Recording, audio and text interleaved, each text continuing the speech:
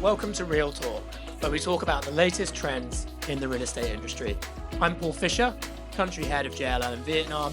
I'm sat here today with Stephanie Dim, head of workplace strategy for JLL Vietnam. Thank you, Paul. Very happy to be here with you guys. So Stephanie, you are the first workplace strategy expert to work for an international real estate service provider.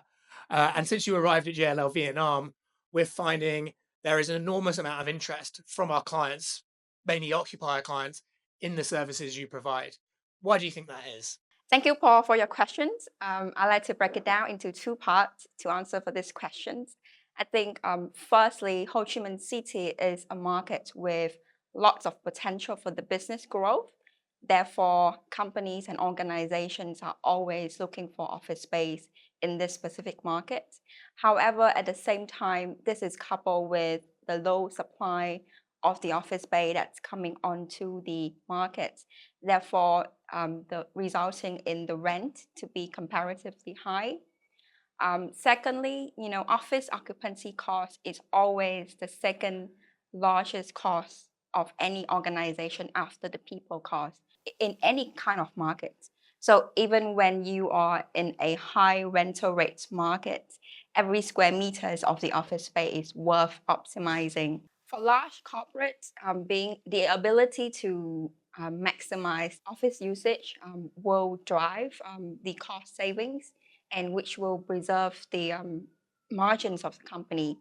Therefore, understanding what drive efficiencies and productivities and make the workplace truly profitable is often difficult because of the lack of thorough study to back up for decisions when it comes to how much space the organization is going to rent and what can you design the office in such a way that it can create experience and enhance the productivities for the employees.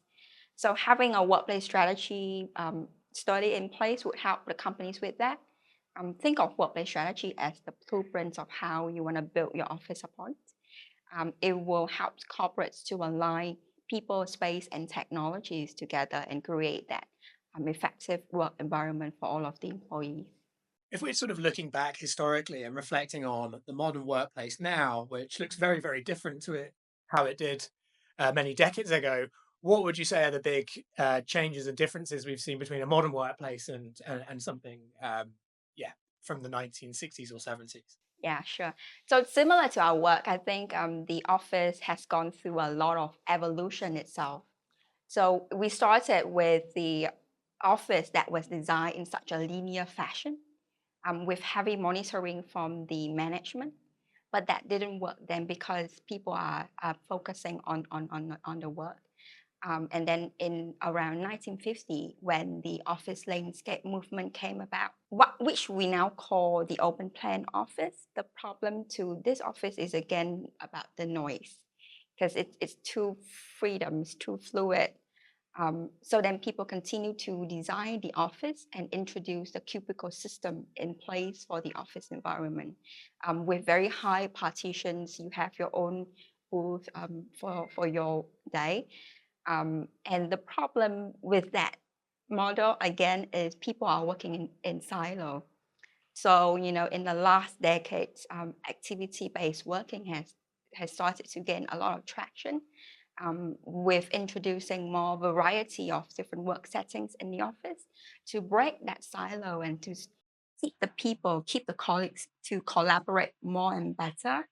And fast forward to today, where we are sitting in the post-pandemic world, hybrid working is the way to go. People have the flexibility to choose where they want to work. The office space must play a central role in supporting the diverse needs of the different requirements of the employee that they need to be productive at work. I mean, you've talked a lot, Stephanie, in that previous answer around productivity. And, I think people often will think of workplace strategy in terms of cost saving and efficiencies. But on that productivity point, do we really see that in the work that you're doing, that a modern, more effective workplace is driving productivity for our clients? Yes, absolutely. We can see that the cross-departmental collaboration increases as hybrid working allows people to work from anywhere. So there has to be specific reasons for the people to be in the office. And this was highlighted in a recent JLL research survey, where we found out that 63% of the employees has rated the top one reason for them to come into the office is for socializing with the colleagues. And another 47% of them are saying that they want to be in the office for team brainstorming. And this has really helped with the collaboration with the work to get it done, and to deliver the performance of the companies. So I believe that an office that is being carefully designed with all of this in mind, provision with the right office technology, would be able to boost the performance of the business, and especially to support the different needs of the employee as well. I know that when we see our clients adapt their workplace strategy, that's often a very big change, and there's a bit of a journey to go on. How important in your work is effective change management within the field of workplace strategy? Very important, very important. I think the secret to a successful workplace strategy program is people, space, and technologies. And as you see that the first one is always about the people.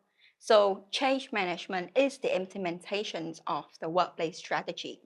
How do we, once you have the strategy in place, how do we then bring the people on board with that strategy is a very focused point for organization, especially with large organizations where we are talking about 1,000 employees. Having a clear and actionable change and communication plan in place, and approach the change management with a more human centricity would be the key.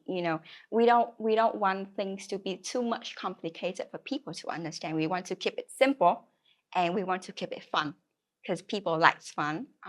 So throughout the process, we will try to run activities, engagement, a workshop, and even get the people to experiment the new work environment before it get implemented, can get excitement from the employees.